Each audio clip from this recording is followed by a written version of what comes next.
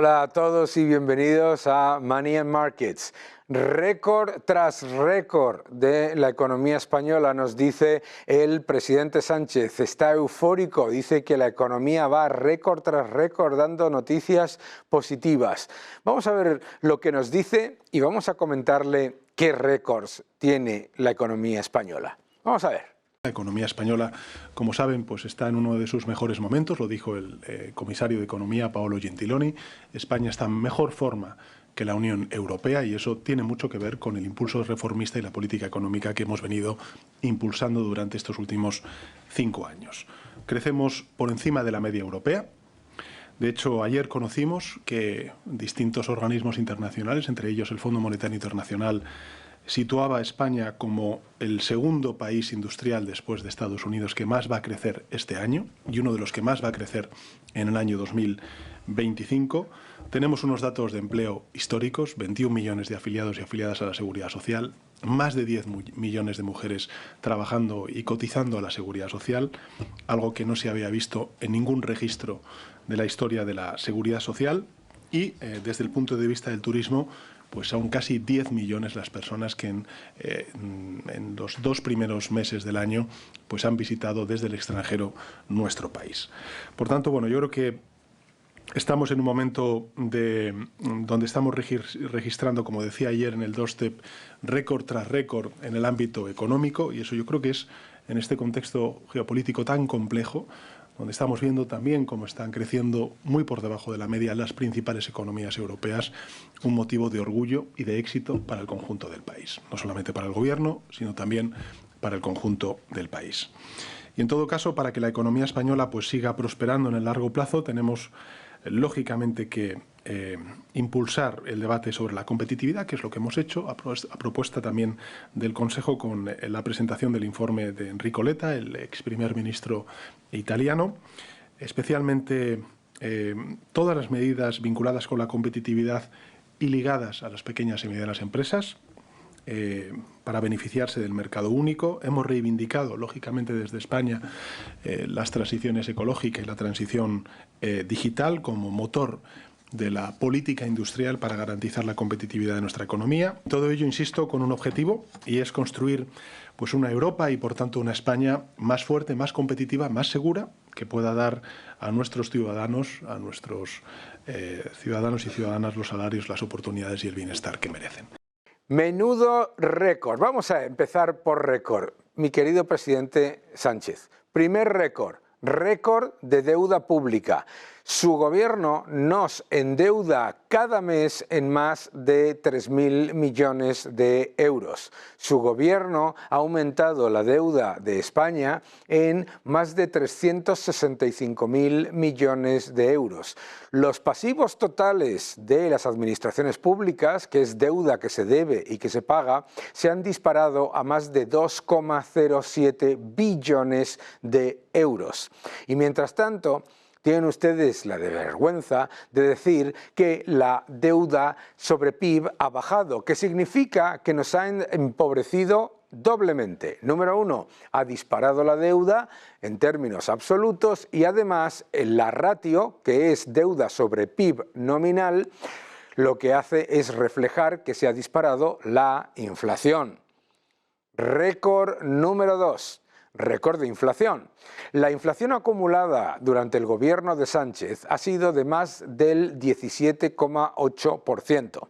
Eso significa que estamos hablando de prácticamente el doble de inflación que hubo durante los 8 años del mandato de Rajoy. No solamente eso, sino que la inflación en España, en el último dato, está en el 3,3%, mientras en la media de la eurozona está en el 2,4%, que es, además, el sexto mes en el que la inflación se mantiene por encima de los niveles de la media de la eurozona. Un récord de inflación que además, no nos olvidemos, significa que los gastos más importantes de las familias han aumentado mucho más, los alimentos, etcétera, etcétera. Otro récord que no nos ha dicho el presidente Sánchez, récord de pérdida de poder adquisitivo de las familias.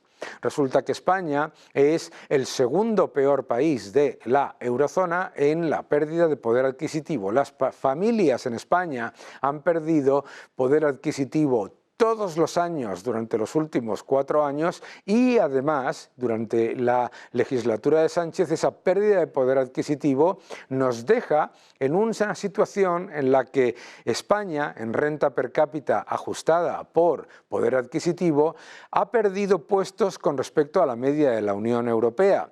Ha pasado de estar a 8 puntos de la media de la Unión Europea a estar a 15. Otro récord que no nos ha contado el presidente Sánchez, el récord de pobreza. Récord de pobreza. El porcentaje de familias, el porcentaje de personas con carencia material severa, que es la pobreza, ha aumentado durante los años del gobierno de Sánchez mientras se vanaglorian de políticas sociales. Y no ha aumentado poco, ha pasado de un 8,7% a más de un 9%. Es importante entender esto del aumento de la pobreza porque, además, el gobierno lo que ha hecho ha sido expoliar a los ciudadanos de una manera absolutamente increíble. Récord de hachazo fiscal.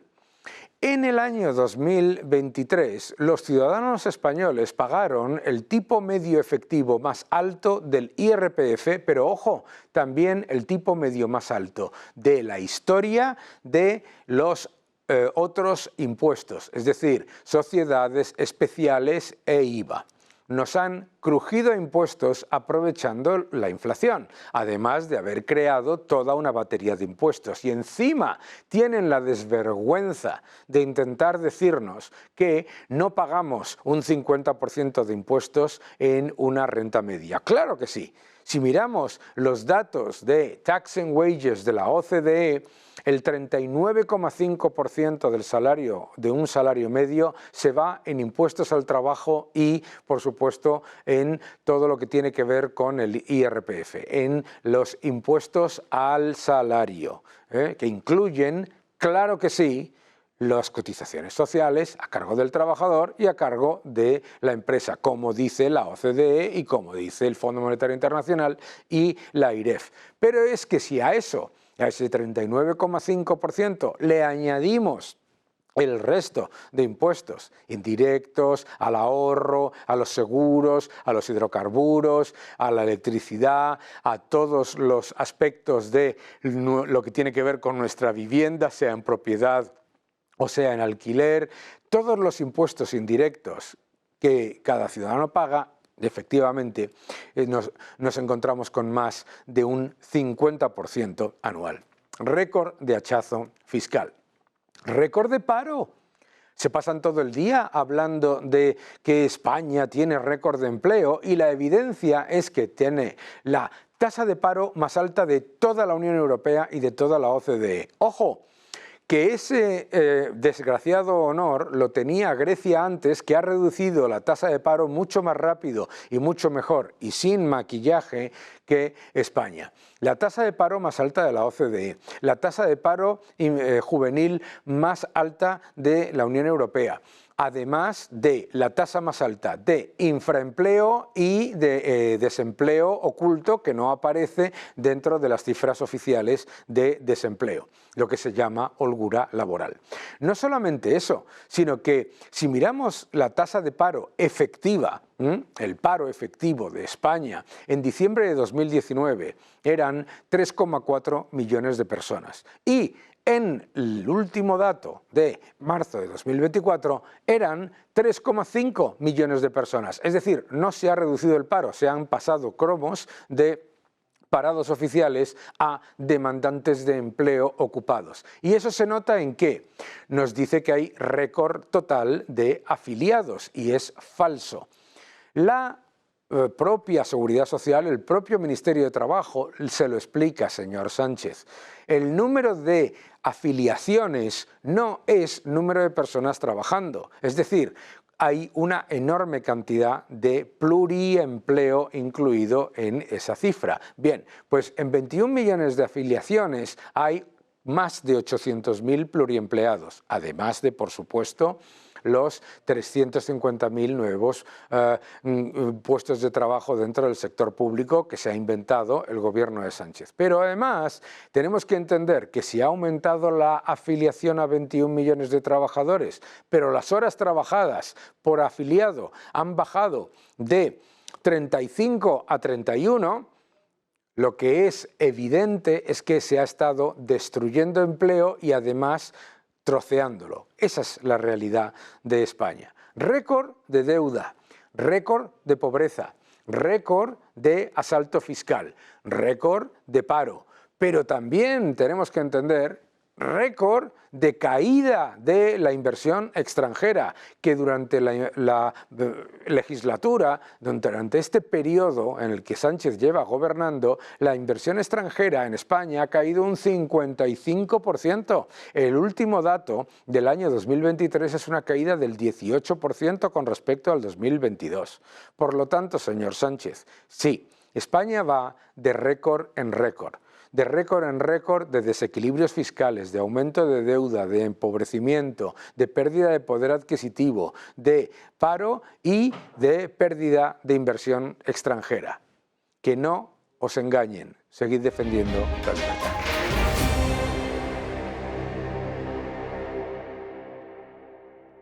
La situación de la economía española y de la política, la verdad es que dar titulares da unos cuantos. Vivimos en la época de la propaganda, de la cancelación y ahora ya del asalto a las empresas. Y para hablar un poco de lo que está ocurriendo en España y de la situación, ¿quién mejor que mi buen amigo Jano García? ¿Cómo estás? ¿Qué tal? Muy bien, qué gusto. Ya sabes que estás en tu casa, bienvenido. Sí, hacía tiempo que lo estábamos buscando y por fin hemos conseguido. Lo hemos conseguido, ¿verdad? No es fácil. ¿Cómo ves tú la situación española? ¿Cómo pondrías la radiografía de lo que está ocurriendo ahora mismo con la política? Uf, esa pregunta. ¿Desde qué ámbito? Porque claro, podríamos hablar desde la parte política. Sí. Y yo creo que lo más preocupante ahora mismo es la situación con relación a la ley de amnistía. Sí. Que eso, desde luego, marca un antes y un después en lo que es la política española desde el año 78. Realmente lo de la amnistía lo que ha venido a demostrar es que nosotros nos creíamos, que es una cosa muy absurda, ¿no?, de esto de la Constitución y que a partir de ahí todo iba a ser perfecto y vamos a conseguir limitar que un tipo como Sánchez no va a hacer lo que quiera. Y realmente Sánchez, a mí me cuesta decirlo, pero la realidad es que él está cumpliendo con la legalidad. Es decir, en el sentido que la aprueba la ley de amnistía, lo hace de forma legal y el que tiene la última palabra es el Tribunal Constitucional. Y el Tribunal Constitucional, desgraciadamente, va a decir, oye, esto es legal. Claro.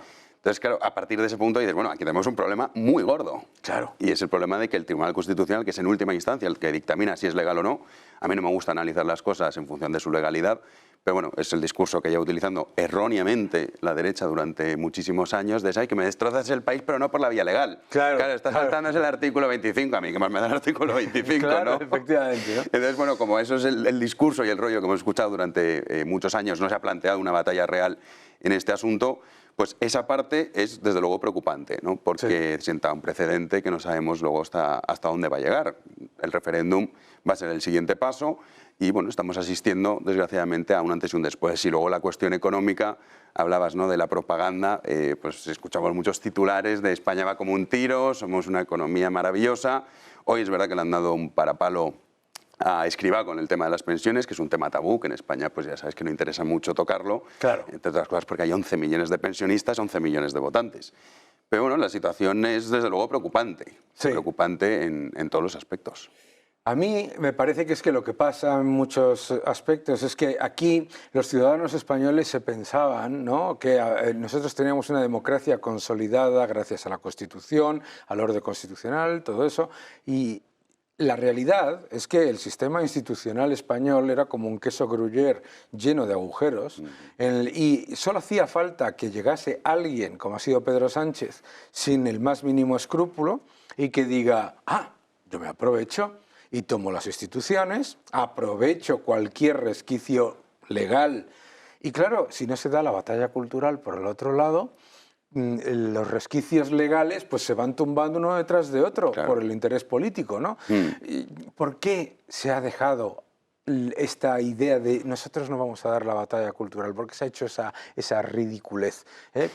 Bueno, yo creo que hay varios problemas. Primero, a mí, como decía antes, esto de que íbamos escuchando durante mucho tiempo, no es que la Constitución es un texto, claro. Ya está. O sea, tampoco vamos a santificar aquí la Constitución como si fuese en fin, la Biblia, ¿no? Y todo lo que está escrito en ella es la verdad revelada. Pues no, es un texto que se puede modificar. Claro. Y luego también esta estupidez muy propia de nuestro tiempo, no solo en el caso de España, de pensar que la democracia ha sido como el fin de la historia. Hemos conseguido la separación de poderes. Y dices, bueno, es curioso, pero si uno observa lo que tenían esos reyes y esos déspotas como contrapoderes, tenía muchos más que los que tiene Sánchez. Claro. Pero antes tenías a los gremios, tenías a la aristocracia, tenías a los nobles, tenías a la iglesia, en fin, tenías multitud de contrapesos que permitía que el reino tuviese el poder absoluto, por mucho que hayamos dicho los monarcas absolutistas. Sin embargo, Sánchez, ¿qué contrapoder tiene? Porque dicen ejecutivo, legislativo, judicial. ¿Qué listos somos? Claro. Mira a dónde hemos llegado. Bueno, en realidad es el legislativo el que manda. Claro. Y de hecho la ley de amnistía se aprueba no solo con digamos, el apoyo del gobierno, sino que ha tenido que hacer todo tipo de tropelías para llevarla adelante a través del legislativo. El judicial simplemente lo que va a decir es, oiga, esto se ha aprobado, el constitucional dice que es legal, se acabó la historia. Entonces, claro, eso, entender como que eso era ya perfecto y que entonces teníamos asegurado que bajo ningún concepto iba a ocurrir nada malo bajo el seno democrático, pues es una estupidez que nos ha llevado hasta aquí. Y también está la parte, que eso la derecha siempre ha dado mucha pereza, ¿no? Como la batalla cultural, ¿no? Como que esto es una cosa de progres, el cine, los documentales, todas estas cosas, eso que se encarguen ellos, ¿no? Nosotros nos dedicamos al Excel. Claro. Yo no conozco a nadie que haya entregado su vida por el déficit público, ¿no? O alguien que haya dicho, voy a luchar porque los intereses de la deuda pública no sean tan altos. No conozco a nadie. Sin embargo, con otro tipo de retórica y de mensajes es donde ellos han conseguido ganar la batalla, principalmente la cuestión de la igualdad, que es de la que radica todo, ¿no? De ahí luego tienes la cuestión del feminismo, la cuestión racial, que en España es verdad que no es tan potente como lo es en los países, especialmente Estados Unidos, pero también el Reino Unido, Alemania, que tienen otro tipo de demografía, por decirlo así. Pero la realidad es esa.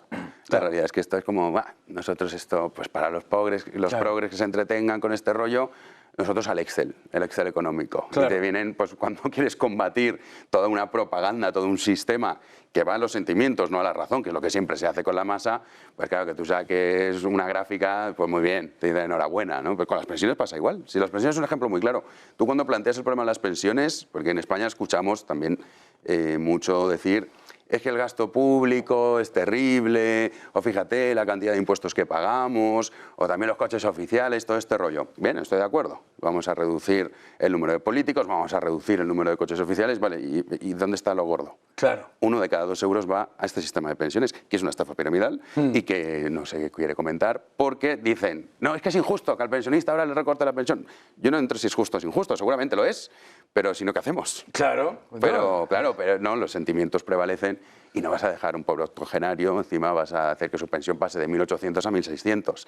Entonces, pues bueno, vamos en esas dinámicas y claro, al final esto estalla, al final el problema, pero las dos cosas no pueden ser. O sea, tú no puedes estar quejándote del gasto público y eso diciendo que se mantenga el sistema de pensiones como está y también diciendo que cuántos impuestos pagamos y más que vas a pagar. Y más que vas a pagar. Claro. Y más que vas a pagar porque, claro, lo que lo que ocurre siempre es que llega un gobierno socialista, llega, desbarajusta todas las cuentas públicas, ¿no?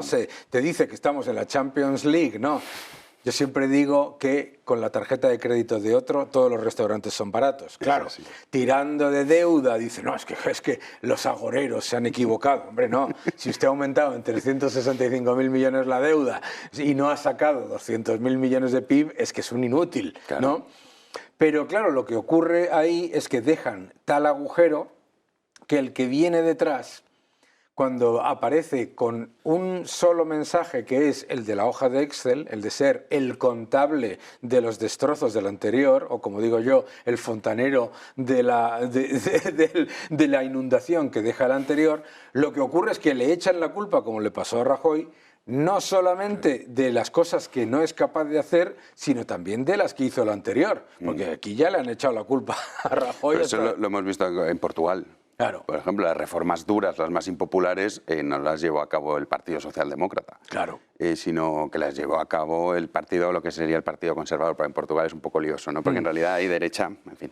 Como decía un amigo mío, como decía Friedrich von Hayek, tienes los socialistas de izquierda y los socialistas de derecha. Efectivamente, porque en Portugal el Partido Socialdemócrata sería lo que se asimilaría más aquí al Partido Popular. Entonces, bueno, vamos a decir el Partido Socialista, ¿no? Las reformas no las lleva a cabo ellos, sin embargo luego han dicho, mira qué bien los resultados, porque claro, la economía, tú no ves los efectos de una medida al día siguiente, es un poco también lo que le pasa a Milei, ¿no? Que hay muchos que le dicen, fíjate, no ha conseguido cambiar nada, y dices, hombre, vamos a ver, llevamos décadas con una política, este hombre lleva escasos meses, vamos a esperar a que esto evolucione, como por ejemplo el caso de Irlanda. Claro. O sea, de la noche a la mañana tú no ves los resultados económicos. En cualquier caso sí que los puedes ver a corto plazo las decisiones económicas malas. Claro. Esas se sienten mucho antes. Claro, tú ahora disparas el gasto público y te dedicas a mantener este sistema de pensiones, pues sí, en el bolsillo lo notas al mes porque te has subido la cuota autónomo para que el ROI esté solidario, te has subido las cotizaciones a la Seguridad Social. Es decir, hay una cantidad de impuestos que te van subiendo porque eso lo tienes que pagar mes a mes. Sin embargo, si mañana tú haces una reforma, como sí que se han hecho en otros países del sistema de pensiones, claro, al día siguiente el resultado no va a ser bueno. Al contrario, claro, va a ser doloroso, pero es que cuando tú estás enfermo y te tomas una medicina o cuando uno tiene un cáncer y se aplica una quimioterapia, hombre, al corto plazo a nadie le gusta. Claro. Pero es la única solución, pasar por ese valle de lágrimas, por decirlo de alguna manera, para que luego el resultado sea positivo. De todas maneras, hoy en día, si te das cuenta, los debates de estos temas no tienen mucho calado. No. O sea, de hecho, yo no veo a nadie en el espectro político español que hable de esto. O sea, claro, todo el mundo habla de los impuestos, qué caros, qué altos son, el gasto público es excesivo, la deuda, fíjate qué tragedia, aunque luego en estas trampas estadísticas dicen, no, mira, en porcentaje sobre el PIB ha descendido. Eso es buenísimo. Digo, ya, claro, sí, si haces eso, claro, pero el porcentaje en realidad, sobre el PIB nominal. Efectivamente. Es decir, que gracias, te empobrecen dos veces, porque aumenta la deuda y aumenta también la inflación. Pero claro, eso es con lo que te quedas, ¿no? Y dices, bueno, pues estamos bien. No, estamos realmente mal. Lo que pasa es que estos debates no se tienen, y luego también la cuestión de la impopularidad de estas medidas. También comprendo que en un sistema democrático nadie se presente y diga, no, mire, yo sí gano, a ustedes pensionistas que son 11 millones, les voy a tener que recortar la pensión porque el sistema es un fraude. Claro. Y el otro te dice, vale, pues ya te votará otro, ¿no? Pero sin embargo, es curioso que te introducen toda una serie de hachazos y a los que están contribuyendo ahora, a los que están ahora trabajando, les van a hacer pagar mucho más, recibir mucho menos y jubilarse mucho más tarde, y tienen la desvergüenza de decirte que el sistema de pensiones es perfectamente sostenible mientras te están diciendo la evidencia de que no es sostenible. Sí, pero es que aquí también hay un problema en la sociedad que es el desconocimiento, la ignorancia de cómo funciona el sistema de pensiones. Hombre. Pues hay muchos que te dicen, no, yo he estado pagando para mi pensión. No, perdona, no funciona así el sistema. Claro. O sea, es mentira que a día de hoy hay gente que desconoce cómo funciona el sistema. Tú no pagas y no tienes una hucha en el Banco de España reservada para ti con tu DNI. No. Con ese dinero pagan a los actuales pensionistas. Es decir, tú no estás pagando para tu futura pensión. Claro, esto es un punto que se desconoce por completo.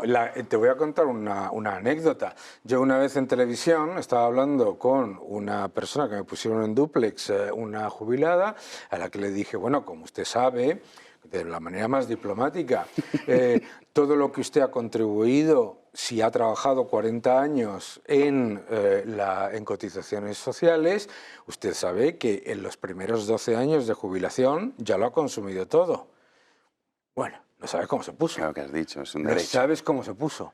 Yo he estado trabajando, que yo no le he dicho que no haya estado trabajando. Sí, es una lo cosa que he quita la dicho es que otra. haga el cálculo, porque claro, vive usted muchos más años, que me parece maravilloso, etcétera, etcétera, pero usted no puede equiparar que ha puesto 1 y que le va a aparecer 3. Y claro, el engaño aquí es que te viene todo ese engranaje del estatismo y te dice, por un lado, que las cotizaciones sociales no son impuestos porque son derechos futuros.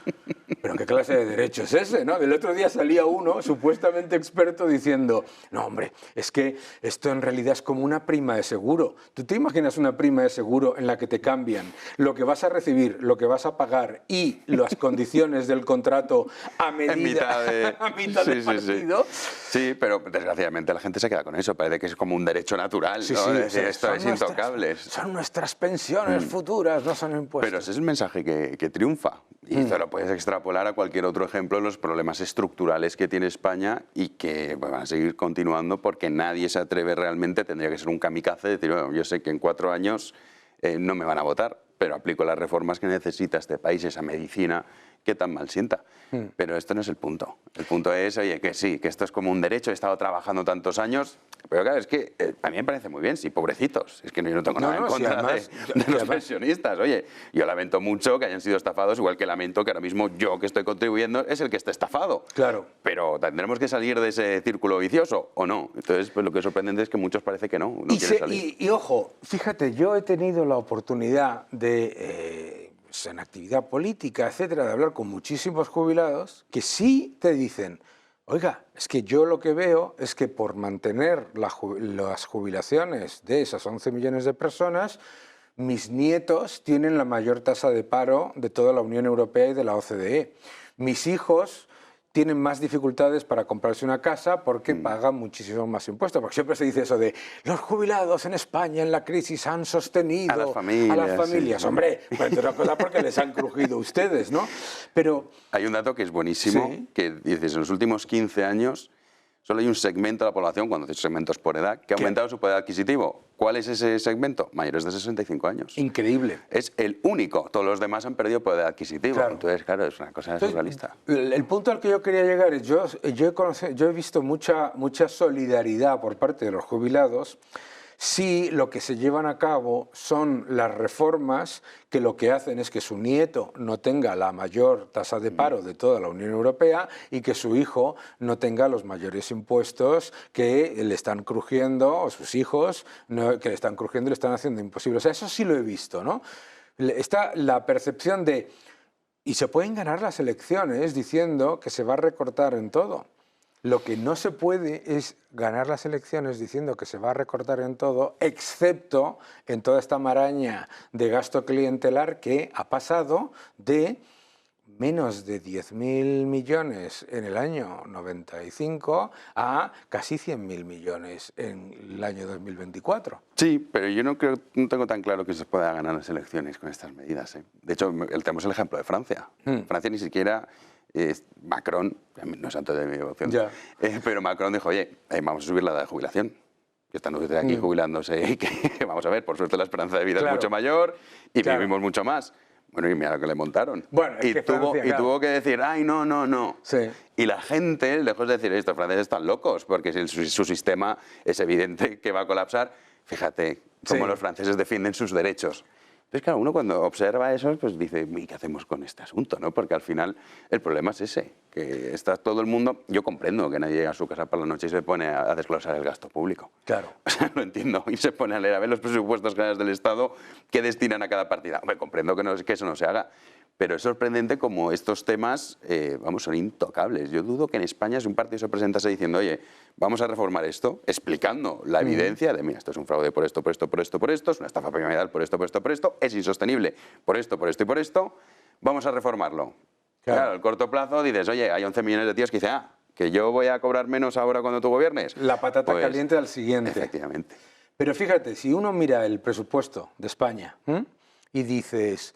Vale, la Unión Europea nos exige un ajuste de unos 12.000 millones para que no pase nada, ¿de acuerdo? Bien, 12.000 millones. Oye, 4.000 millones que nos gastamos en Agenda 2030. 4.000 millones que nos gastamos en asuntos económicos, que es el batiburrillo ahí de todo eso. 5.000 millones que nos gastamos en transferencias de a unas comunidades autónomas que necesitamos para que nos den los 7 votos, que no sé cuántos, etcétera. Es decir, 12.000 millones para hacer un ajuste, hay. Sí, no, desde luego que hay. Eso hay. Sí, pero el problema de fondo lo seguirías teniendo. O sea, es evidente que hay. Puedes decir, oye, bueno, pues esto que nos exige Bruselas, que también las exigencias de Bruselas, en fin. Si nada más los primeros no los cumplimos. El objetivo de déficit, ¿no? Pues bueno, el objetivo de deuda pública, del pacto estos de estabilización y tal. Y dices, oye, pero luego ves qué países los han cumplido, tienes los Países Bajos y poco más.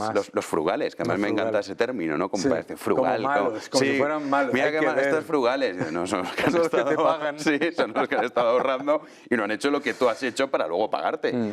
Entonces, el problema de fondo lo seguirías teniendo. Es verdad que lo puedes hacer y hacer ese ajuste de 12.000 millones, pero claro, la realidad es que yo siempre pongo un ejemplo, el Ministerio de Igualdad, ¿no? Que es tan denostado, Sí. y con razón, y que debería ser clausurado. Bueno, su presupuesto son 500 millones de euros.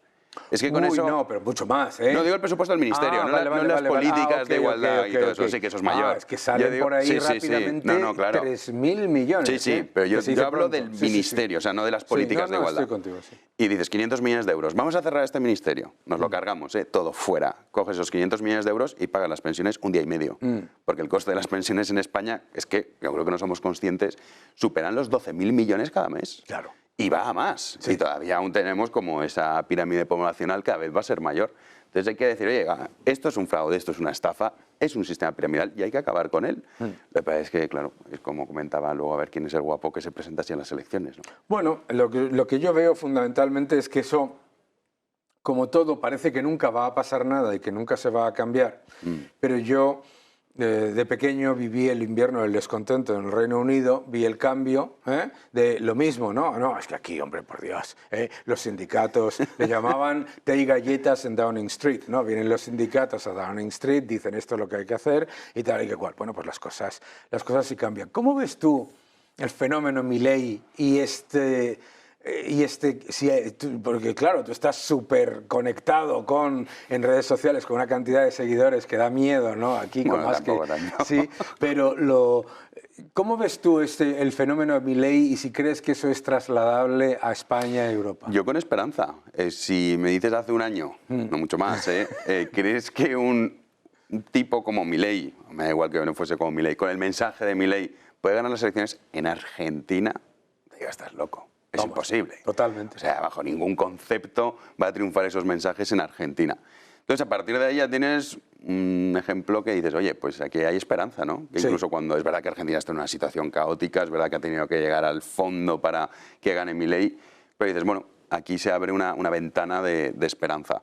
Ahora, yo creo que va a tener, y de hecho ya lo hemos visto, muchos problemas a la hora de poder sacar todas Claro. las leyes que él quiere. Claro. También hay que entender cómo funciona el sistema argentino, que no es como aquí, que dices, bueno, ¿vienes a la Cámara? No, no.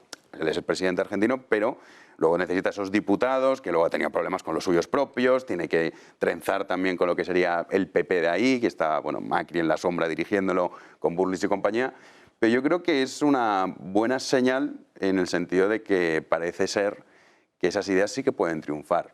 El problema es que si tenemos que llegar a donde ha llegado Argentina para revertirlo es muy complicado. Totalmente. Yo no sé si lo va a conseguir o no, yo creo que va por la buena dirección. Muchos le critican porque es que tú prometiste tal y ahora no puedes. Oye, espérate, ¿no? O sea, poco a poco, no puedes cambiar un país de la noche a la mañana. O sea, cualquier cambio que vaya a aplicar, que ya los está aplicando, ya incluso está teniendo resultados positivos. Claro. Entonces, bueno, habrá que ver si llega a cumplir todo lo que prometió. Seguramente para eso necesitará más años de gobierno, pero yo creo que es una muy buena noticia que el mensaje de Milei, sobre todo el mensaje y sus ideas, hayan trascendido no solo en Argentina, sino a todo el mundo. Oye, ¿y qué me cuentas? Ya que fíjate, acabas de pasar por una cosa que a mí me enerva, que es los puristas del liberalismo que 21 horas después de llegar a la Casa Rosada, Milei, ya estaban diciendo no ha hecho lo que prometió y no sé qué. ¿Qué es lo que está...? A ver, yo creo que ahí, dentro del liberalismo hay corrientes que yo creo que se definen como liberales, pero no han entendido muy bien qué es el liberalismo. Es decir, en un sentido muy claro. Cuando no, el Estado. Vamos a ver, los estados son inocentes, en el sentido de que el Estado per se no es nadie. Es como Doña Democracia, que parece que es una persona que llega, hola, buenas, soy Doña Democracia, vengo aquí a hablar con usted, ¿no? Hemos otorgado, yo que sé, al planeta también, como si fuese una persona, ay, que no me cumple los objetivos verdes, pues ahora un incendio, pues ahora un terremoto. O sea, una cosa estúpida propia de la antigua Grecia.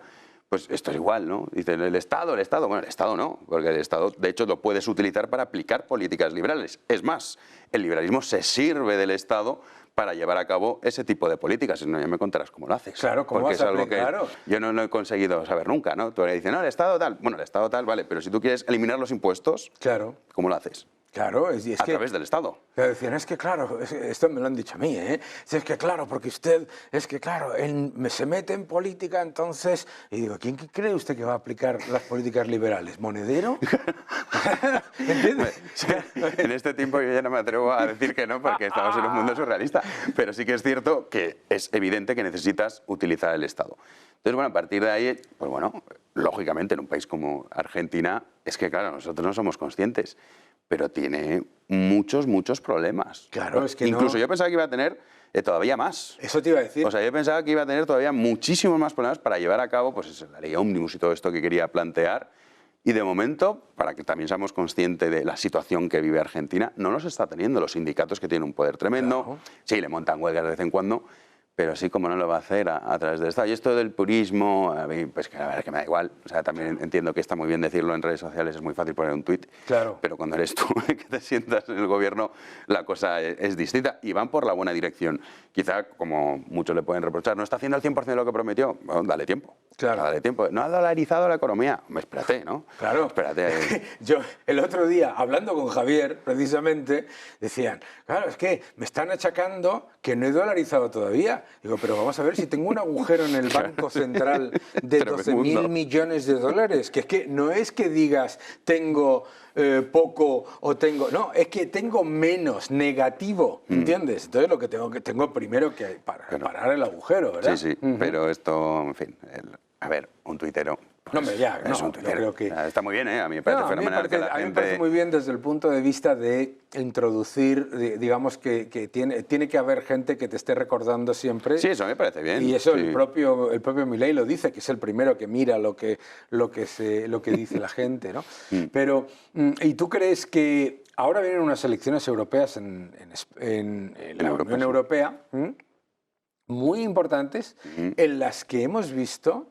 Ya estas serían las terceras elecciones en las que la tendencia de los supuestos partidos que llaman antieuropeístas Sí. y todo esto, ya aquí la narrativa, ¿no? Sí, sí. Pero que se va a crear, se nota que hay un descontento en la Unión Europea con las políticas mal llamadas verdes, mal llamadas de Agenda 2030, todo este... Sí, o sea, las elecciones europeas no somos muy conscientes, pero tienen una importancia tremenda, porque creo que sí. muchas veces las leyes que aplicamos aquí vienen de allí.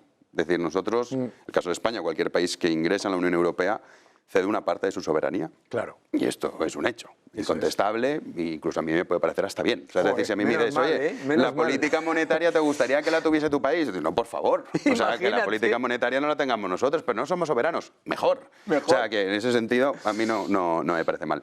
Ahora bien, esas políticas que sí que se adoptan en la Unión Europea, luego, evidentemente, nosotros tenemos que aplicarlas aquí. Entonces, en estas elecciones, el problema de fondo es que muchos la leen en clave nacional. Sí. Y eso es un gran error. Porque claro, luego dices, oye, el Partido Popular Europeo y el Partido Socialdemócrata Europeo coinciden al 95%, o sea, no hay ninguna diferencia entre ellos, pero ninguna. O sea, uno dirá, no, pues es que mira qué discurso más bueno ha hecho Margallo, que yo me cae fenomenal y me voy muy bien con él, pero no lo votaría en mi vida, ¿sabes? Ni a él ni en las posturas que defiende. Entonces, claro, esos partidos antieuropeos, que esto también es muy curioso, ¿no? Cómo se utiliza el lenguaje, parece que es antieuropeo si no compras la agenda ideológica de la Unión Europea. Que eso además, es distinto, porque yo soy europeísta, pero no... Claro, y además no es la agenda ideológica de la Unión Europea. Esto es una cosa que te ha venido, ¿sabes? Como cuando compras una caja de cereales y viene una cosa dentro que no habías pedido, ¿sabes? Es que te ha venido impuesta y nadie lo ha votado, nadie lo ha pedido y sobre todo la forma. Es decir, la Agenda 2030 tú la lees y dices, pues qué tontería. Sí, muy bonita, sí, claro. La pobreza, sí, fenomenal, ¿quién no quiere eso? Claro, ¿quién no quiere eso? Estupendo. La cuestión es la forma. Efectivamente.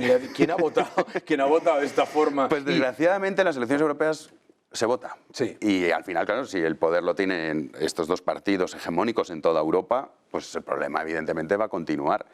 Pero la cuestión de las elecciones en Europa, y sobre todo lo que decía, esto de partidos antieuropeístas, o sea, si me dijese que, por ejemplo, Vox propone salirse de la Unión Europea, estos están locos, ¿no? Me parecería un disparate decir, no, como el Brexit. A ver, la situación del Reino Unido era muy particular, tenían también una serie de ventajas o privilegios que nosotros no gozamos, y luego, pues bueno, también la gestión post-Brexit ha sido un absoluto desastre. Pero bueno, más allá de eso, salirse de la Unión Europea siendo España es estar mal de la cabeza o no entender el mundo en el que vivimos.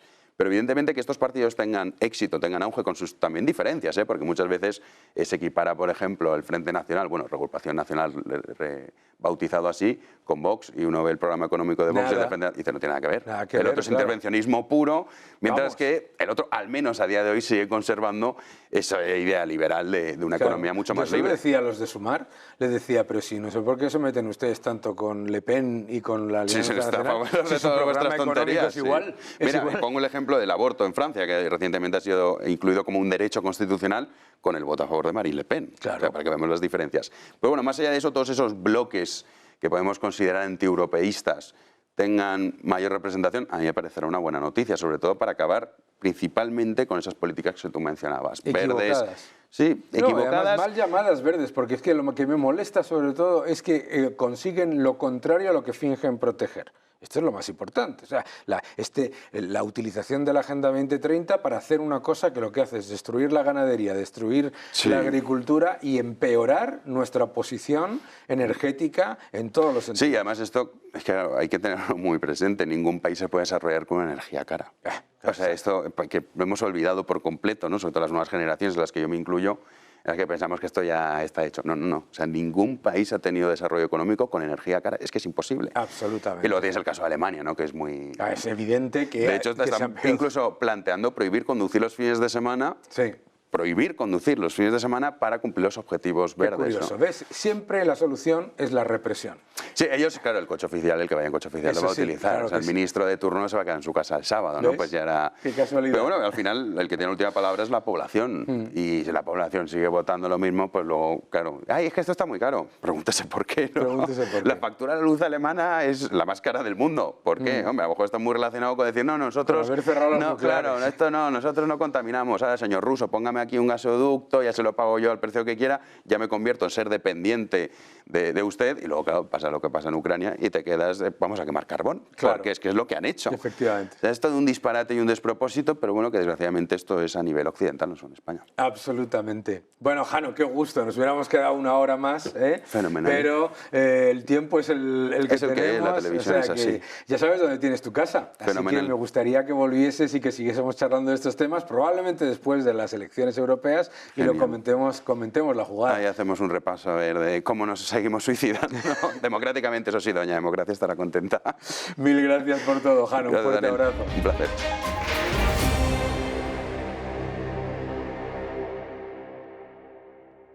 El riesgo geopolítico aumenta, pero ojo, los mercados no lo están reflejando.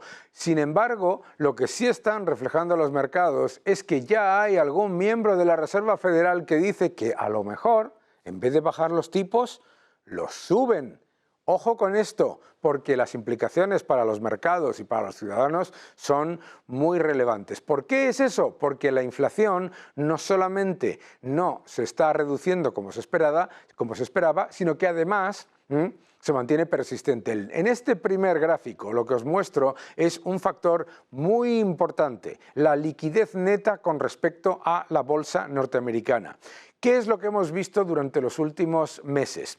La bolsa norteamericana ha estado reaccionando a la liquidez neta durante todo el periodo. ¿Qué significa liquidez neta? Que aunque nos decían que había una política monetaria restrictiva por parte de los bancos centrales, ¡oh, sorpresa, mis amigos! La política ha sido extremadamente acomodaticia en cuanto a liquidez. ¿Por qué? Porque aunque bajaba el balance de la Reserva Federal, subía la cantidad de dinero que se inyectaba en la economía, particularmente vía los reverse repos, las inyecciones de liquidez revertidas. Esto es importante, y las ventanas de liquidez también del Banco Central. Esto es importante porque, fijaos al final, al final nos muestra que la bolsa empieza a reaccionar a la estabilización en esa liquidez neta, que es esencial para que entendamos por qué la Reserva Federal está diciendo que a lo mejor no solamente no baja los tipos, ojo, sino que hay un miembro, dos que de momento, que han dicho que hasta pueden subirlos. Lo que ha demostrado es que al no reducirse la cantidad de dinero, la inflación se mantiene persistente. Por lo tanto, cuidado con esa divergencia entre la bolsa y la liquidez neta, porque tiende a converger y eso puede dar sustos en el mercado, aunque también grandes oportunidades, pero desde luego lo que no podemos olvidar es la importancia de la inflación. ¿Dónde vemos también otros factores importantes? Vamos al siguiente gráfico y este es muy importante. ¿Por qué? Porque lo que nos muestra es la evolución de las principales materias primas. Y una de las cosas que vemos es que el petróleo no solamente no ha reaccionado de manera relevante en esta tabla cortesía de Bloomberg, sino que de hecho ha estado perdiendo precio desde el anuncio del ataque de Irán a Israel. Importante, por lo tanto, entender que el mercado está más preocupado por la evidencia de que podrían subir los tipos de interés, que podría restringirse más la cantidad de dinero en el sistema, ojo, que por el riesgo geopolítico. Claro, cuando los tipos de interés suben y se restringe la cantidad de dinero, las materias primas bajan. ¿Por qué? Ya lo vimos y lo hemos comentado en este programa en varias ocasiones. Es más caro comprar materias primas, es más caro comprar barcos y alquilar barcos y, desde luego, tomar posiciones largas o financiar margin calls. Vamos al siguiente gráfico, que me parece también muy relevante, porque también nos está mostrando el mercado de bonos que no se cree la idea de la desinflación, esta visión tan optimista de algunos operadores de mercado sobre la inflación. Fijaos, este es el índice de bonos de Estados Unidos y el índice de bonos de Europa. ¿Y qué nos dice? Nos dice que no se han recuperado todavía de los niveles del año 2022, cuando se desplomaron al dispararse los niveles de inflación y empezar los tipos a subir. ¿Y qué es lo que ha pasado en los últimos meses? En los últimos meses, desde luego, lo que hemos visto ha sido que esos bonos están reflejando también inflación persistentes. Inflación persistente nos lo muestra, ojo, las materias primas y también, por supuesto, la cantidad de dinero y los índices de bonos a nivel global. Vamos a ver el siguiente gráfico, porque nos dice también qué es lo que ha ocurrido en cuanto al impulso crediticio. En este gráfico cortesía de Bloomberg y del Banco Central Europeo, lo que vemos es que ha habido una fuerte contracción del impulso de crédito al principio de estas subidas de tipos, pero que se ha recuperado y se ha recuperado de manera significativa. Por lo tanto, la urgencia del Banco Central Europeo para bajar tipos, disculpadme, no es tanta. Puede que lo hagan, pero podrían cometer un grave error si bajan tipos con una inflación que todavía es persistente, porque tenemos que recordar que en la eurozona, mis queridos amigos, en el último dato hay 11 países, incluido España, que tienen una inflación superior al 3%. Es decir, que hay que ser muy cautelosos a la hora de pensar que vamos a conseguir esa bajada de la inflación simplemente por cuestiones mágicas. O baja la cantidad de dinero, como mostraba, o suben los tipos, o desde luego vamos a mantener unos niveles de inflación que empobrecen a los ciudadanos. Vamos al siguiente gráfico, que me parece también muy relevante porque nos lo muestra. El dólar, la fortaleza relativa del dólar nos muestra que el euro y el yen están llevando a cabo unas políticas inflacionarias que están empeorando el poder adquisitivo de la moneda. Y si el mercado empieza a descontar que el euro va a reducir tipos antes que la Reserva Federal, el dólar se fortalece en términos relativos. Pero el dólar sigue perdiendo poder adquisitivo porque la inflación es persistente. Destrucción monetaria, el tema favorito de este programa, que es lo que estamos viviendo. ¿Y dónde vemos también destrucción monetaria? Vamos al siguiente gráfico. En el siguiente gráfico, que es el de Bitcoin. Mucha gente está esperando a ese momento importantísimo, está ya ocurriendo, que es el del halving, que significa que a partir de ahora los que minan Bitcoin van a tener menos cantidad de nuevos Bitcoin en el sistema, es decir, se reduce. ¿Qué es lo que pasa? Es muy importante ese evento porque es un evento clave para el Bitcoin, es un evento clave para demostrar si va a continuar siendo una fuerte reserva de valor y si va a poder convertirse en una alternativa real a las monedas fiduciarias. Pero lo que nos está diciendo la cotización del Bitcoin con respecto al dólar, con un dólar que además se está revalorizando, es que mantiene un nivel muy elevado de entre los 63.000 y los 64.000, es decir, reflejando la pérdida de poder adquisitivo y reflejando la destrucción monetaria de las monedas globales. El Bitcoin, el oro, el dólar, los bonos, que obviamente los bonos son un reflejo de la actividad monetaria, y la situación general tanto de la inflación como de la cantidad de dinero nos dicen mucho más de lo que parece sobre el entorno actual, que desde luego es un entorno de empobrecimiento de los salarios reales, empobrecimiento de los ciudadanos que tienen depósitos y desde luego destrucción de las monedas fiduciarias con el objetivo de transferir los gigantescos desequilibrios de los estados fiscales y esa enorme deuda que acumulan a los ciudadanos vía la pérdida del poder adquisitivo de su moneda y con ello pues nuestros ahorros, nuestros salarios reales y por supuesto nuestra capacidad de mejorar. Estamos hablando de la destrucción de la clase media y eso está ocurriendo a cámara lenta mientras te dicen que no pasa nada. Que no te engañen. Seguid defendiendo la libertad.